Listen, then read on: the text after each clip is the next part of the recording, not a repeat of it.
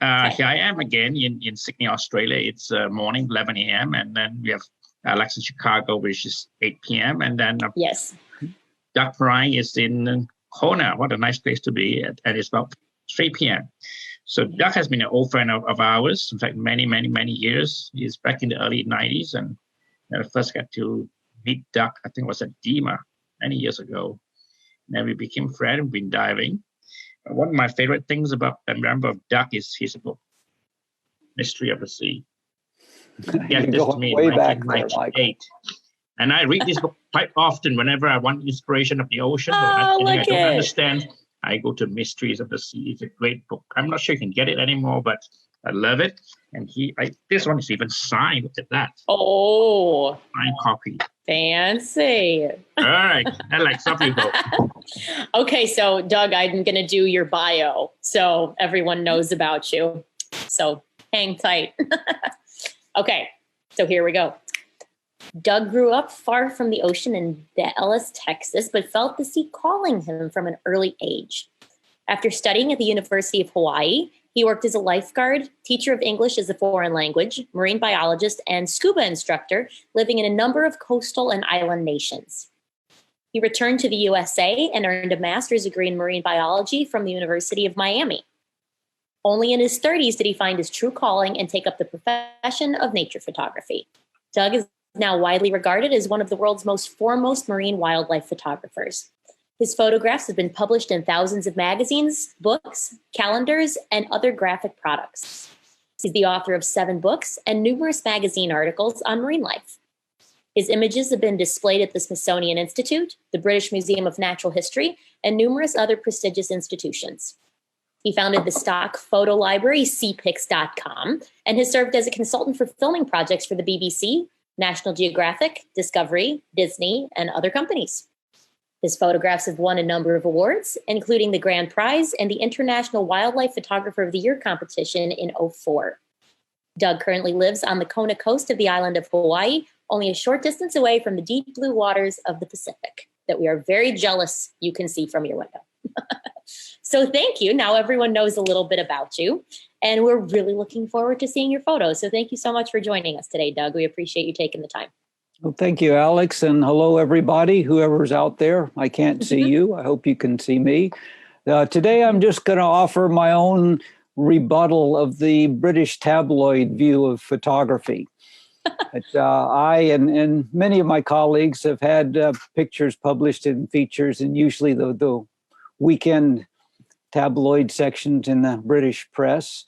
And there's several things that they always want to do when they run those features. First, they want to tie it into some kind of a human story, whereas with my photography, I'm always trying to tell stories of animals. Secondly, they want to know your age. This is, for some reason, the age of a photographer is just critical to them. Critical stuff. And well, I can't, so I give them that. And then there's nothing I can do about the stories they make up to go with my pictures. So definitely don't trust everything you read in the press, and don't assume that it came from the photographer either. But the third thing they want to do is brand you as a snapper. Now, a snapper is someone who takes snapshots. In other words, you see something in front of you, you lift up your compact camera, or more likely your iPhone these days, and you snap a snapshot. And then you become famous. It wins all the prizes. Now, I'll be the first to admit that there are some wonderful and groundbreaking pictures that have happened that way, where something just happened and by accident somebody was there and caught it on a camera. But I'm going to propose that most great pictures come about through entirely different processes. And let me I'll start with my 10 pictures that are going to try to illustrate this point.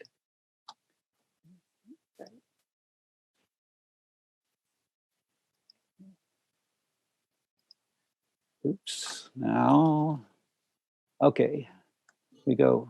Are you seeing just a picture of a dolphin on the screen, or dolphins? Right. Because I have a mixed screen. Okay. Yep, looks great. Look, every time I do this, it looks different. Oh, well, it looks good for us.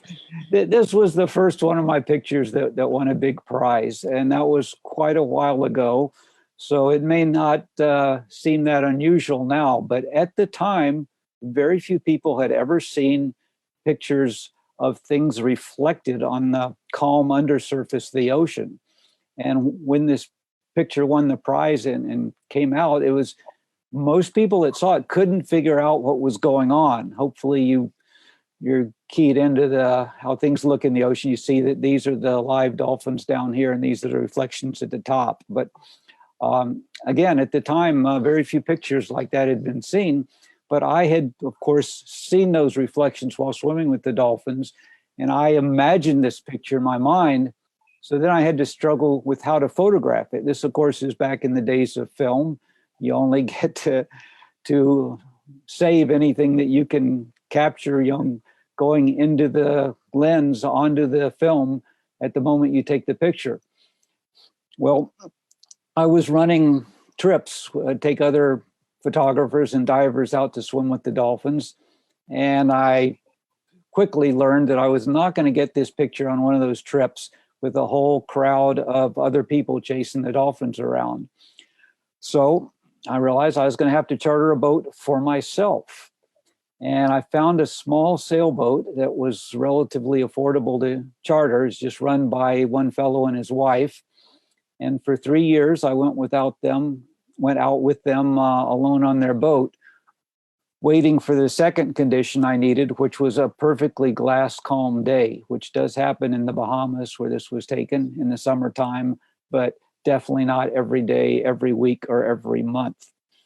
And finally, I had to have the dolphins calm enough that I could actually keep up with them and get in to the water from the back of the boat, swim up to the front of the boat where they were riding the bow of the boat, of course, get the boat to slow down to a speed that I could swim with, and have the dolphins relaxed enough with my presence that I could actually get slightly ahead of them and take this picture. So it took a lot of planning and a lot of just waiting for the right conditions. But the main thing it took was a pre-visualization. I had to see that picture in my head before I could create it on film. And the next several pictures I'm going to show you also illustrate pre-visualization. Oops, okay. So this was my second picture to win a big prize. This is the one that won the Wildlife Photographer of the Year competition in 2004. And this again was a situation where I had initially I was in South Africa photographing white sharks, and I just heard from the locals that there was this thing called the sardine run. It wasn't really known in the rest of the world at that time. And I tracked one of these guys down and got him to show me some of his video, which blew my mind. And watching what he showed me of the sharks darting in and out of these schools of sardines, I had this image in my head that is what you're seeing now, of the sardines bursting through the school, opening up a donut. I visualized it with more of a complete donut, but pretty similar to this, and coming at me through the donut hole. So then there was a problem of how to achieve this photograph. First, I bought some spots on trips going out there. And I remember the first trip very well, because it took a long time to find a school of sardines. And when we did, there weren't many sharks around, or there were no sharks around. Finally, one showed up. And just as I was managing to get close enough to take a photograph, my guide came up from behind me with his spear and poked the shark to scare it away from me so that I wouldn't get hurt. So the first thing I had to do was have the guide ordered to stay on the boat when I was in the water. Then I realized I was going to have to charter my own boat again. And that meant also chartering my own spotter aircraft to find the schools.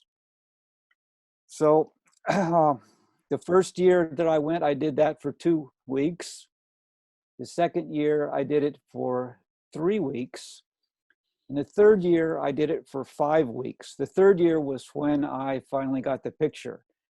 One thing that was happening was that the pilot was also sharing the sightings with other boats, who were then coming out. And you just can't, you have to realize when you're in the water with wild animals or anywhere with wild animals, they're reacting to everything you do. If I want the sharks to do a certain thing, I would have to not do certain things, or I would have to be in a certain place if I wanted the sharks to come through. It's impossible to get all that happening at once when there's other people, each with their own agenda in the water. It's very important when you breathe and when you don't breathe. Well, the 5th year, what happened actually was that the other boat that was coming out ran out of gas, and I ended up alone with the bait ball, and the picture happened. And it, part of the logistics too was imagining that when these sharks came through the bait ball, they were going to be dark and not well lit, but moving very quickly. So to avoid having them blurred and yet still be able to light them, I couldn't use a regular strobe at a shutter speed of a 2/50th of a second. So I housed a manufacturer's dedicated strobe, a Canon strobe that could sync at high speed with the Canon camera. And then I shot this picture at an 800th of a second instead of a 2/50th. And didn't get much strobe light on it, but just enough to light the sharks' faces a little bit as they came through. Third picture, again, pre-visualization. Well, how could you, how could you plan ahead for something like this? Well, I did. This was a picture I'd been wanting to take for decades. When I started doing underwater photography, there was only one still picture that I knew of a baleen whale feeding, and that was Doc White's shot of a blue whale coming up at a school of krill with its mouth open. Nobody photographed or filmed underwater humpbacks feeding or any of the other baleen whales, including this kind, which is a Breedis whale. But I was in Mexico on a liveaboard trip where the goal was to photograph these sardines being preyed on by marlin, by striped marlin. If you look right down here, you can see the sardines, and here looks very tiny, a little marlin in the distance. So that was our goal. And I realized there was a possibility for something bigger when all of a sudden one of these Breedis whales burst through a bait ball and slammed into my feet. I couldn't take this picture at that time because I was much too close. The pictures I took showed, the first one showed like this section, and the second one showed this section, and on down the whale's body. I realized they were there. So again, keeping this picture in my mind that I wanted to create, I started watching their behavior. I realized that if I kept looking down while I was on the surface with these schools of fish and marlin, I could see the whales come up and circle around about 60 feet below, checking everything out. Later, if I watched when the marlin left the school of sardines, I knew that was when the whale was going to come up. But then I discovered it wouldn't come up, or it wouldn't hit the bait ball if we were too close to it. So I realized that when I saw the whales circling and scoping us out, I had to move away from the bait ball. But again, I had 3 of my buddies in the water with me, and if you've ever been working with other photographers trying to do something, you realize that trying to organize underwater photographers is like trying to herd cats. Everybody's got their own agenda. Well, we finished the liveaboard trip, and I stayed and hired a day boat. I had a friend joining me on that, but then another one came out when he heard what was going on. So we had 3 of us instead of 4 of us. It was kind of the same problem. I had to wait for 2 guys to fill their flashcards and go up on the boat to take a rest. And then I could actually follow that strategy, back away from the bait ball, get on the right side of the light, and hope the thing would come up in just the right direction where I could capture it. And this one, it came out pretty much exactly as I envisioned it, out of about 6 sequences I got of that happening.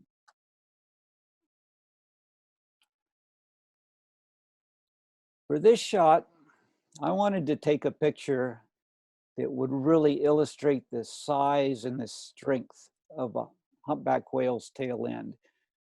Scientists believe that this muscle right in here that powers these flukes is the most powerful muscle in the animal kingdom.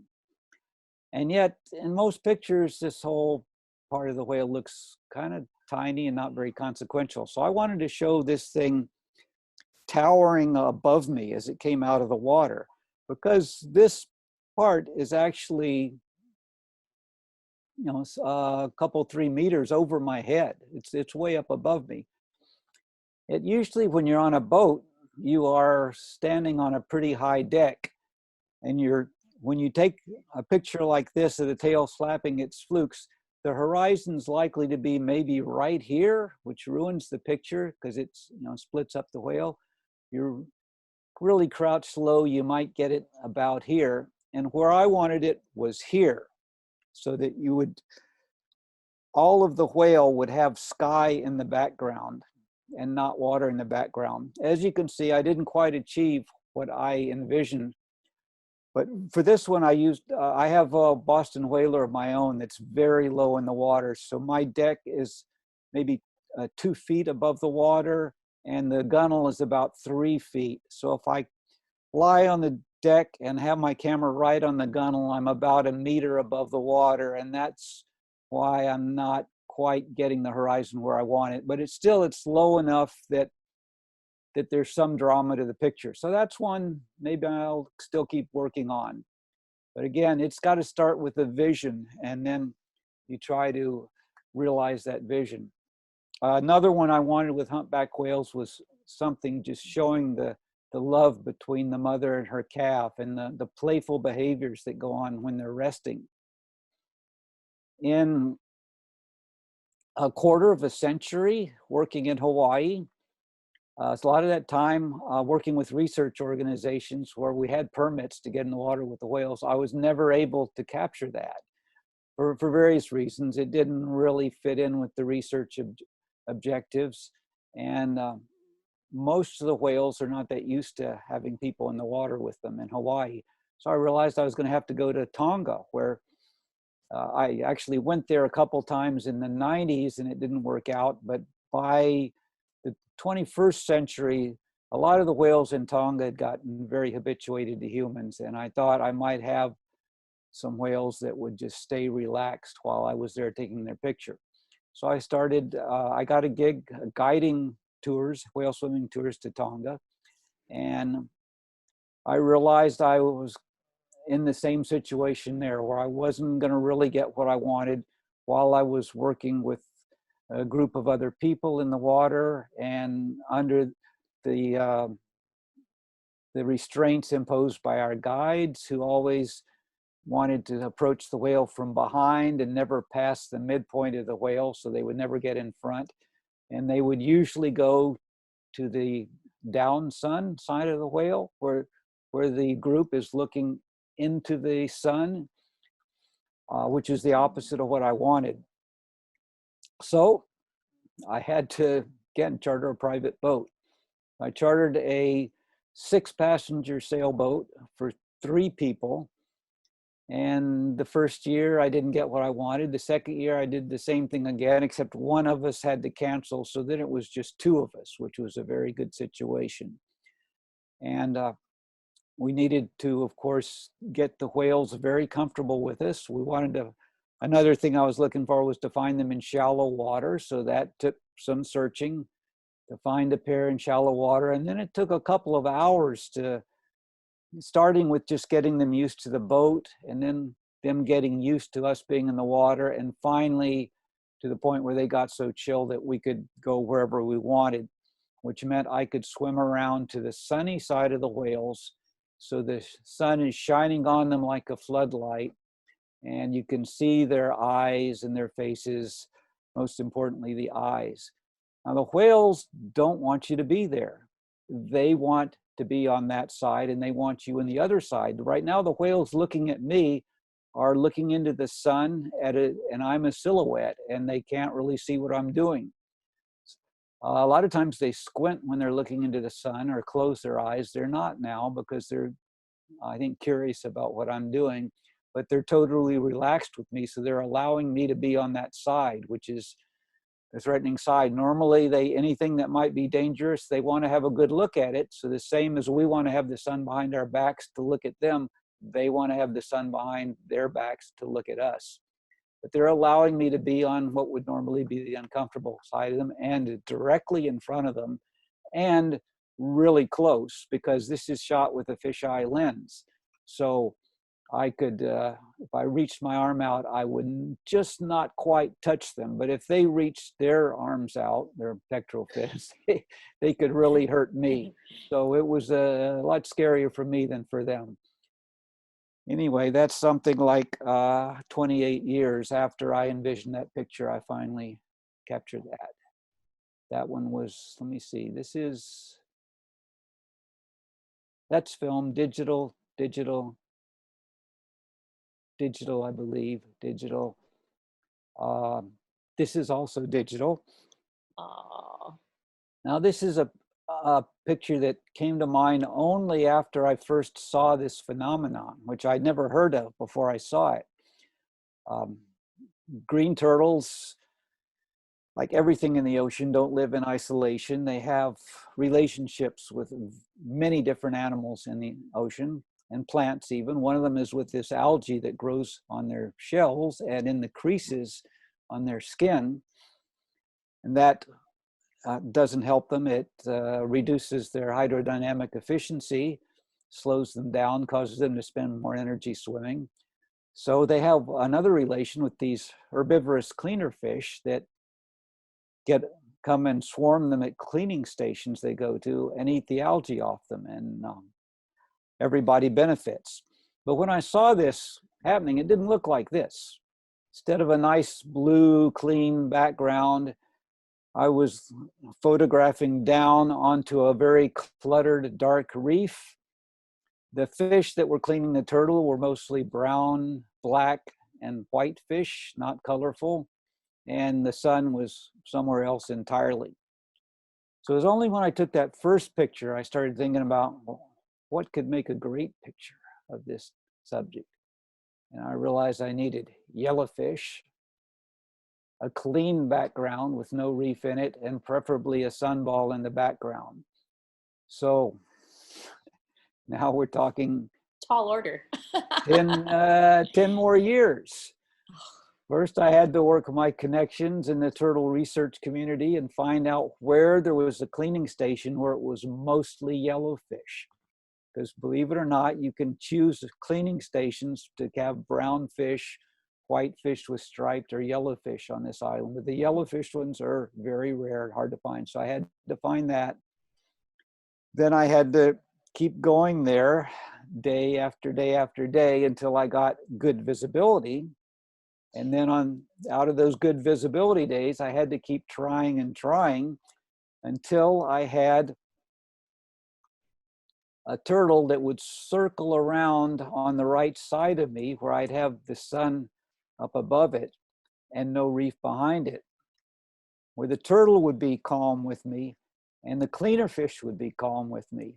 And the cleaner fish are actually the most difficult part, because turtles in Hawaii are pretty well habituated to divers in the water, but the fish are not. Very few people spear turtles anymore here, but a lot of people spear reef fish.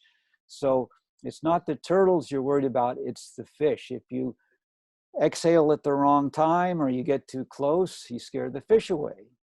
So I didn't use a fisheye lens for this one. This is, I think, a 17 to 35 millimeter zoom all the way at 35. So this is not a very wide angle picture. And I'm holding my breath, which I do a lot of. This is, of course, something that every dive instructor will tell you you should never do when you're scuba diving. I agree, it's dangerous, but it's less dangerous than using a rebreather, which is the other way to go about this. So I hold my breath a lot. I'm very careful with when and how I breathe. And I kind of figure I haven't been working hard enough at my photos unless I come out of the water with a splitting carbon dioxide headache at the end of the dive. So I'm not recommending this. I'm just saying that's one of the things I do. So now I want to go to another type of image visualization. Instead of pre-visualization, I'm talking about post-visualization. Because sometimes you create the image in your head and then find a way to get it into pixels on the screen. But sometimes you start with pixels on the screen and then try to imagine the potential that that could have. So in this case, I actually was a snapper, as the Brits would call me. This just happened. This whale swam under my boat. And when I got in the water, I could see that it was swimming around by itself, no other whales around. So it didn't seem to be communicating with anybody except for me, or more likely itself. And it was drawing patterns in the water with this fine stream of bubbles it was releasing. So I didn't want to disturb what the whale was doing, so I was just plastered underneath my boat, just kind of glued to the underside of the hull. This was taken with, not with a fisheye, but with a wide angle lens, I think an 18 millimeter, pointing down into the depths. And what I came up with in the raw file, it just looks like blue. And you can kind of see there's a shape here and there's something lighter around here. So this is the best I could do with it in the raw conversion, boosting up the contrast and making the best color picture that I could out of that. But to me, it had more potential. So I had to envision something that would really dramatize what this whale was doing. And here's what I eventually came up with. And this is what I sell as prints, where now it's just, there's a lot of contrast, and your eye goes to the shape of the whale and the shape of the bubble stream it's creating, which to me illustrates the idea that I have about this, which is that marine mammals can create art. They obviously, a whale can't hold a paintbrush, doesn't have an opposable thumb. It can't use other media to create art like we do, but it can create designs using bubbles. And I think that's what this whale was doing, because it was, you can see the eye, you see that it's looking up at this stream that it's creating. So I'm going to show a few more pictures illustrating post-visualization, where I got a picture and then had to think about what I could do with it.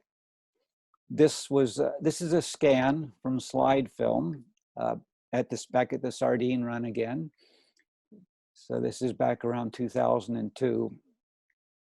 And I looked at this, and it's, to me, it's awful.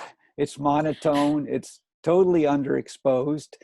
I also, unfortunately, cropped the top of the sardine school. I should have had the camera tilted a little bit higher. But if you look into there, there's a picture there.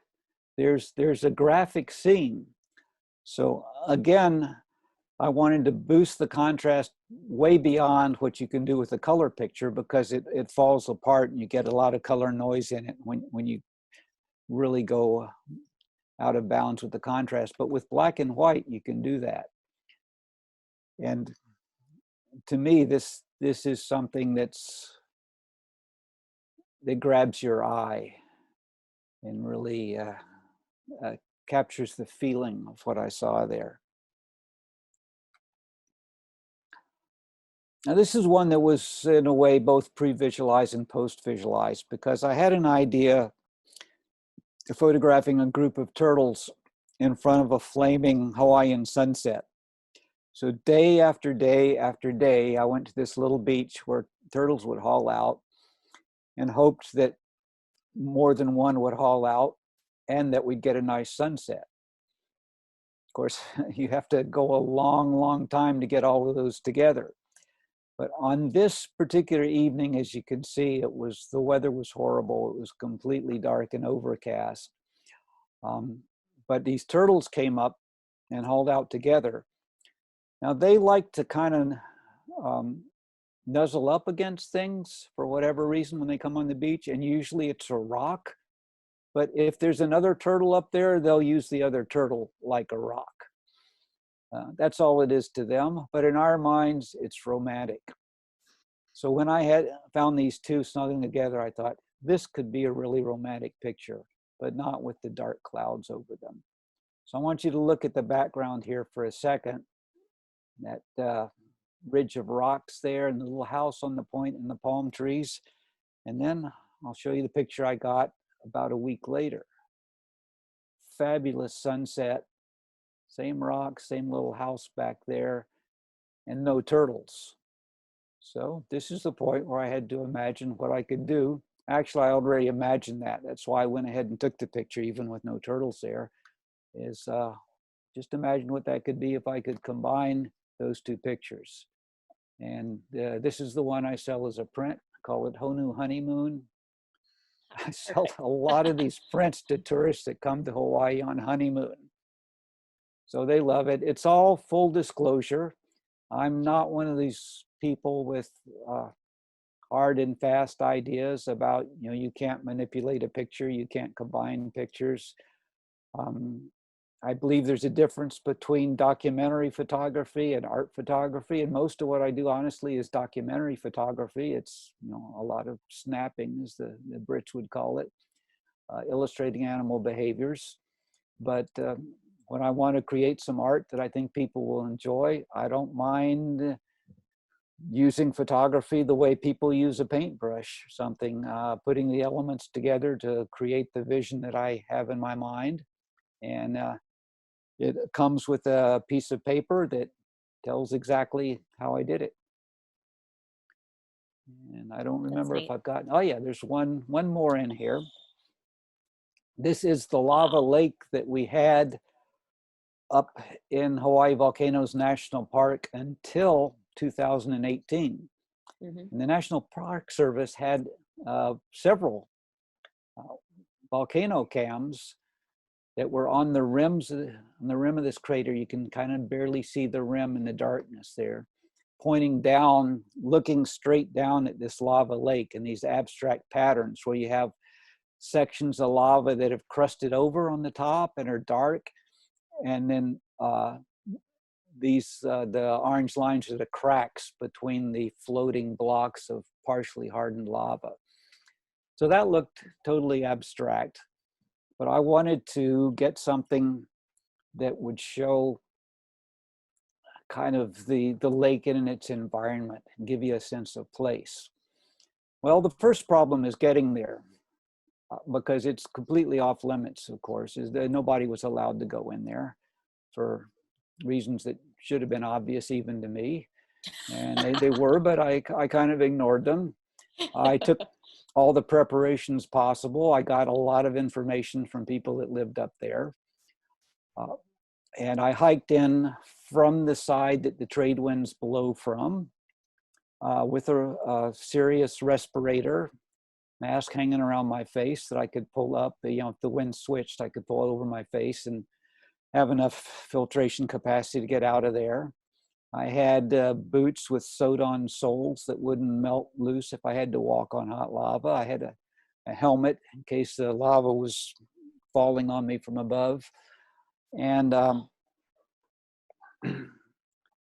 it worked out from pure luck, as it turns out.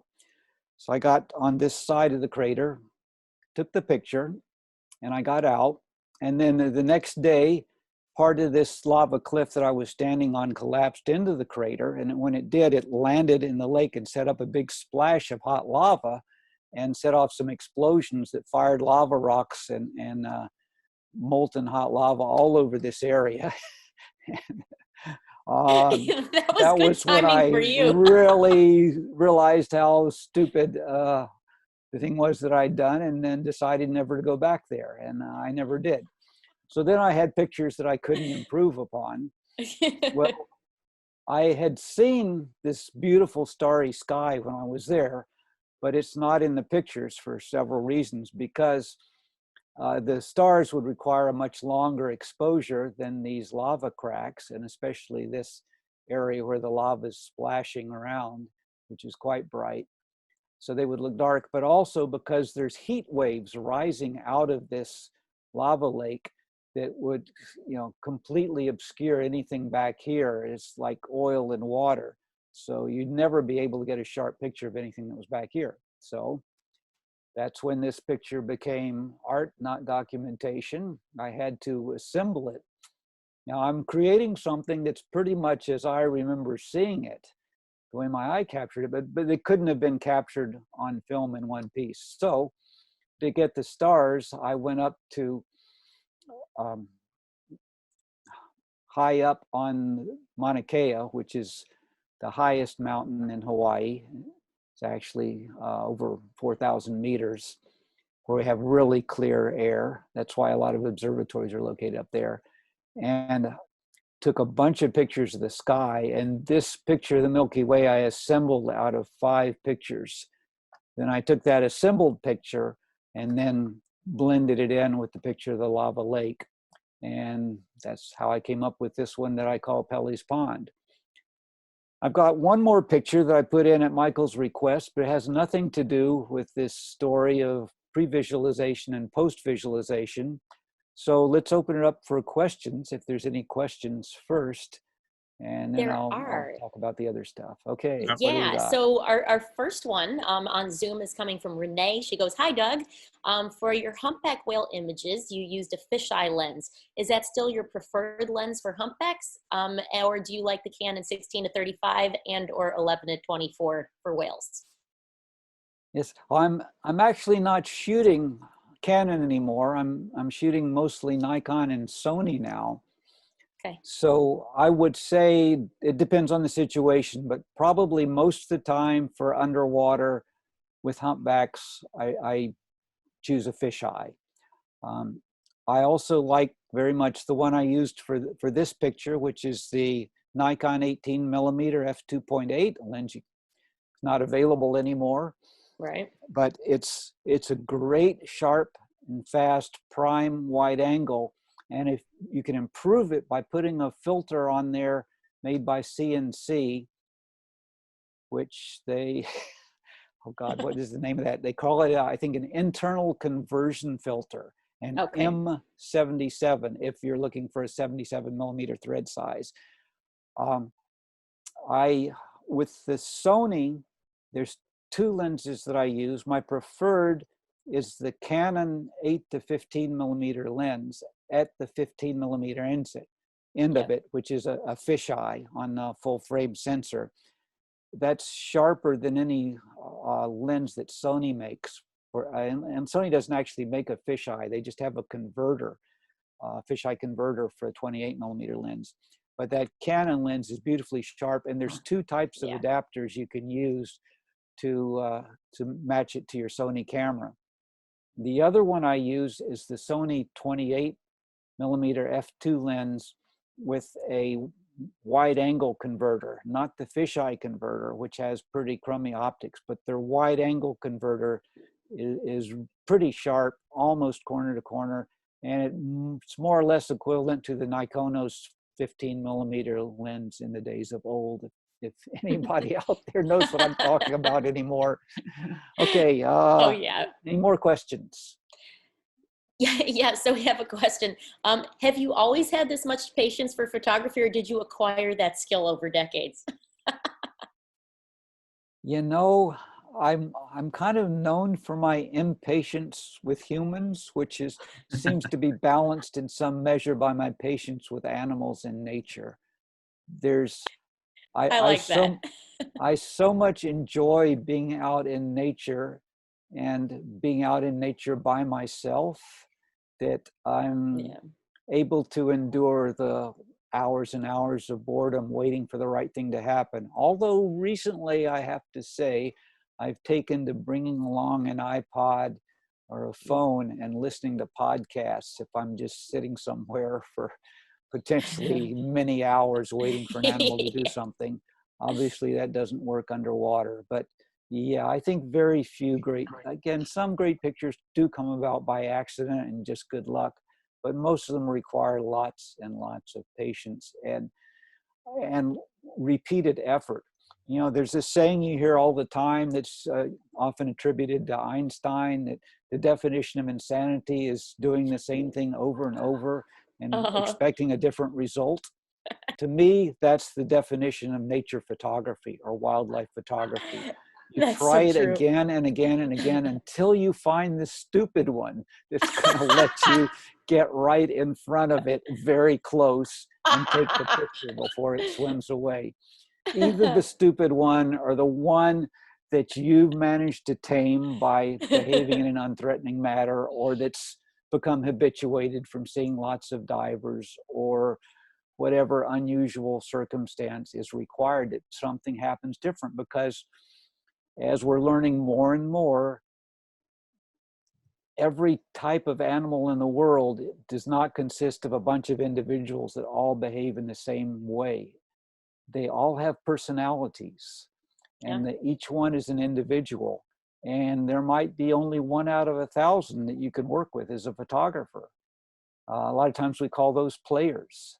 So you're out there waiting for the player. If you have a guide on your boat, a lot of times he'll tell you, oh, no, not a player. Don't bother with that one. Oh, this one might be a player. Let's give it a try. Yeah. Any more questions? Yeah, we've got one on Facebook from Charlie. Wants to know, when you're in the water with large whales as well as dolphins, are you going to be using scuba gear or just simple snorkeling gear or equipment that doesn't release a lot of bubbles so you don't disturb them? The answer with that, like any other question you asked me, is it depends. But most of the time, yeah, it's going to be floating at the surface or free diving with whales or dolphins. Not that the scuba always disturbs them, which it might in many cases disturb them, but the primary consideration for me is just that it's too slow, because they're usually moving around. So I'm just getting in and out of the water all the time, waiting for the right moment. And sometimes you might have a long swim because they don't tolerate the boat, but they might tolerate you. And it's just not practical to be putting your scuba gear on and taking it off, and it's just too heavy. And my back's not that strong anymore. But that's pretty rough. But yeah, the bubbles do disturb them sometimes, often. One thing you might hear from Howard Hall, I haven't seen his presentation, so I don't know if he mentioned that, but he loves to use scuba when he's filming whales. Now, he's in a completely different situation. Filming, you have to be very stable in the water, which is not a consideration when shooting stills. So he always prefers to be on scuba versus free diving anyway, so he can stabilize himself. But again, you're always looking for the player. Well, for him, he needs a whale that's going to be so habituated or so curious that it's going to hear his bubbles and come to look at him to find out what's making that noise. So that's where he's had his great success. I haven't had that experience.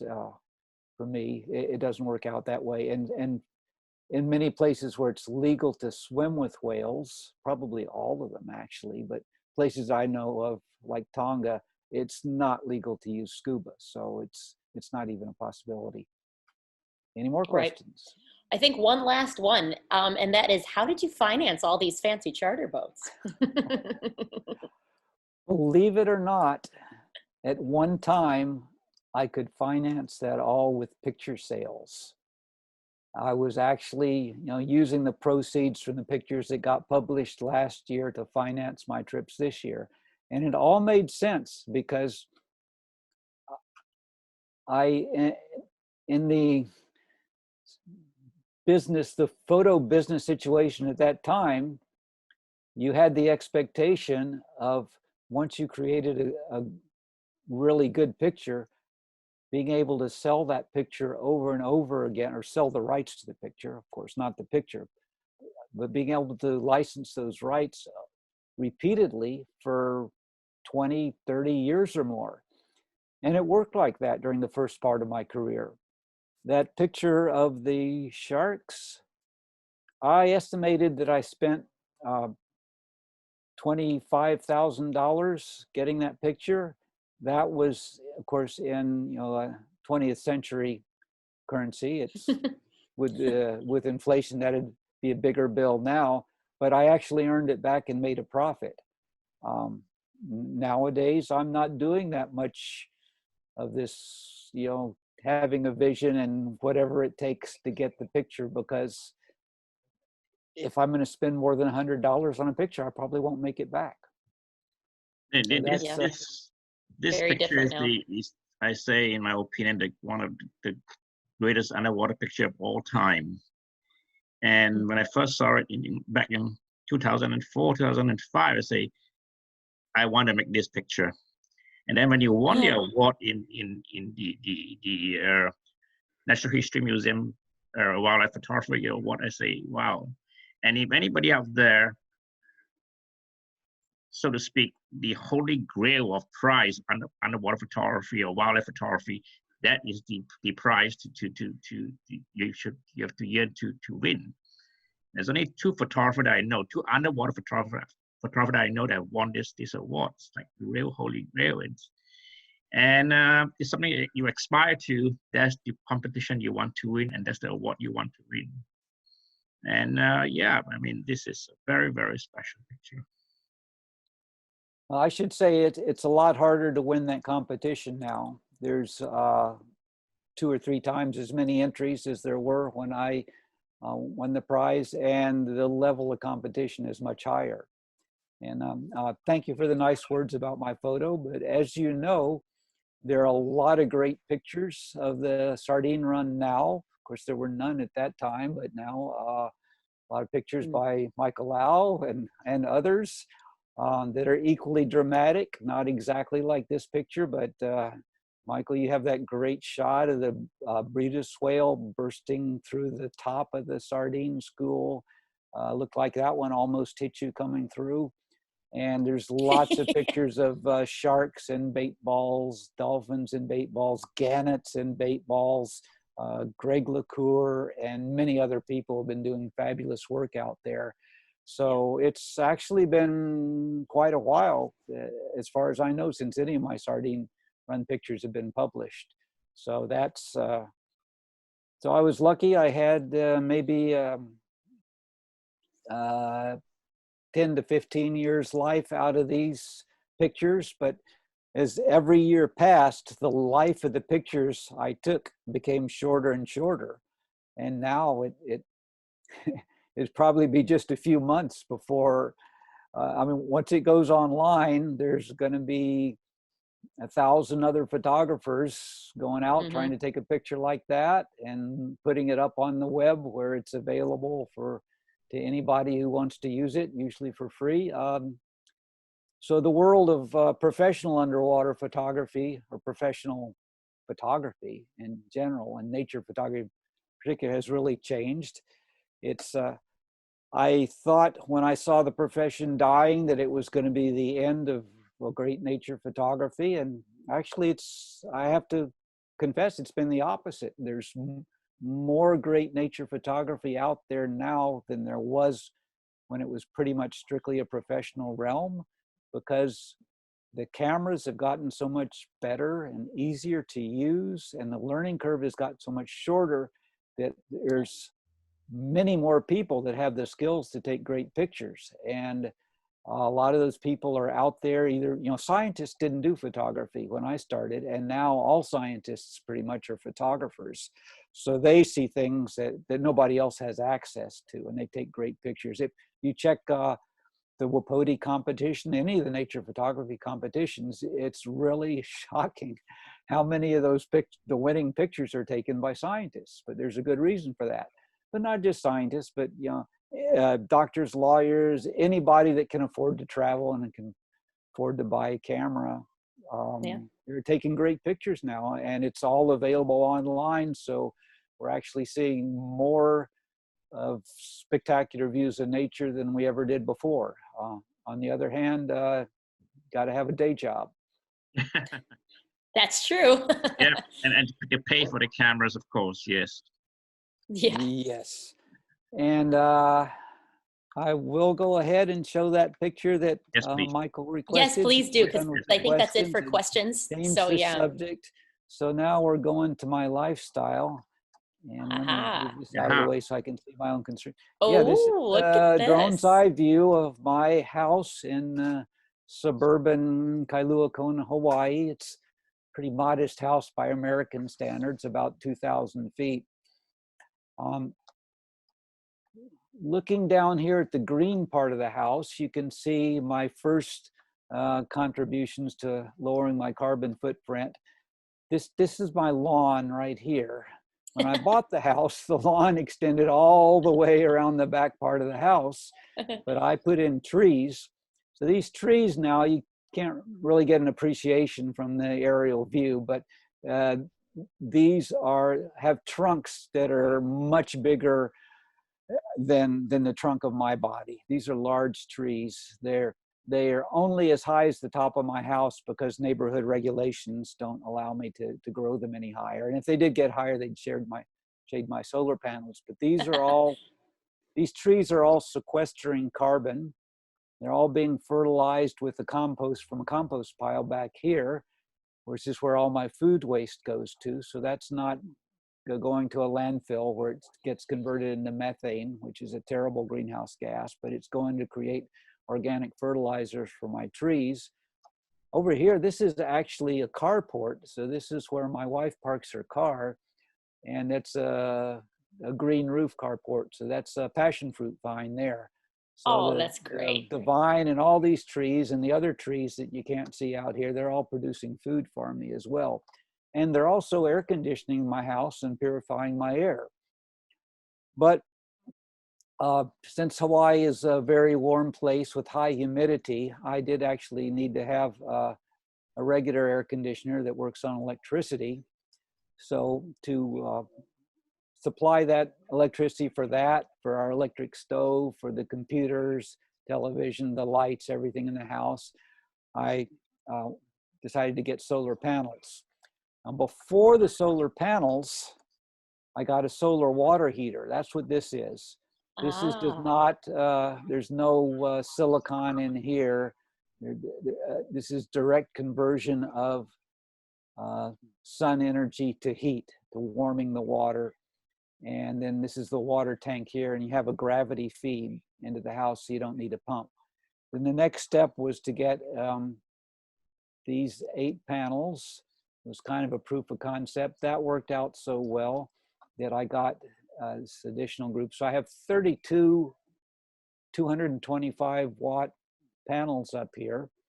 And as you can see, I'm only using maybe a third of the roof. I have lots of room here to add more panels if I wanted.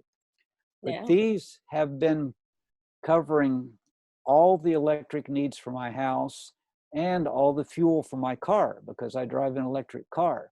So I plug that in my garage, which is down under here, and the current goes down, charges the car. Now, I do not have a battery storage system, which I wanted to avoid because it requires maintenance, and it's also, the batteries are getting better, but they also, leave toxic compounds behind, create a recycling issue. I'm eventually going to that, but so far I'm on a grid feed system. So when the sun's shining and producing electricity here, that all goes into the grid. Whatever's left over after powering what I'm using goes into the grid for other people to use. And then at night when the sun's not shining, I draw electricity back out of the grid. And even that electricity is pretty clean because we're at about 40% renewables on Hawaii Island now. We were at 45 before the geothermal plant shut down. I don't know if you guys know, it was partially covered in the last volcanic eruption. They were a little too close to the source. But that's going to go online again soon, and we're going to 100% by 2030. And fantastic. Wow. That's amazing. But in the meantime, I've been at 100 and something percent. I'm a net producer of power. So I feed more into the system than I take back out. That's great. I love that. Thanks for sharing that. It's really neat. it's very inspiring. I think that each of us can do something, or at least attain to do something that what you've been doing. And it's like a closed loop system, what you're producing your own electricity for your own car. And we can, each of us, do something like that, or at least part of it. Yeah. Thank you very much You for know, sharing. a lot of people think that's a great idea, but they think, oh, I could never afford that. Well, at the price of the electric panels when I bought them, which is way higher than it is now because they're way more affordable, I calculated it would have taken about 7 years for them to pay for themselves. And they have a life of 20 plus years. So it seemed like a good deal. But that's without the government incentives. With the tax credits and rebates that were being offered at that time, it actually turned out to be a 3-year break even. So Oh, wow. after the first 3 years, it was all gravy. I was turning a profit. So that was, Wow. instead of spending $300 a month for electricity, which was my bill before I put the panels in, I was spending $25, which is just the connection fee to the grid. So it was like having the electric company mail me a check for $300 every month. But then I got the electric car, and then that was like Exxon mailing me a check for another $100 a month because I wasn't buying fuel anymore. And that fuel was not only enriching the executives at the big oil companies, it was also enriching people in the Middle East that were using that money to fund schools that train terrorists. So there was a lot to feel good about this, but if your only interest is in what it costs, it's still a lot to feel good about because it's putting money in my pocket. I can't figure out why everybody, at least where I live, where we have lots of sunshine, why everybody hasn't done it. Ooh. Yeah, that's really neat. It's a very inspiring session. Thank you so much for spending time with us. And I look forward to really see you this time over your part of the world when this storm is over. We need to get to Hawaii, Michael. Exactly. And Alex and Michael, thanks for keeping the dream alive while we're all in lockdown. Absolutely. Thanks for helping. Have a good afternoon. Yeah, have a good one. Aloha. Bye. Bye.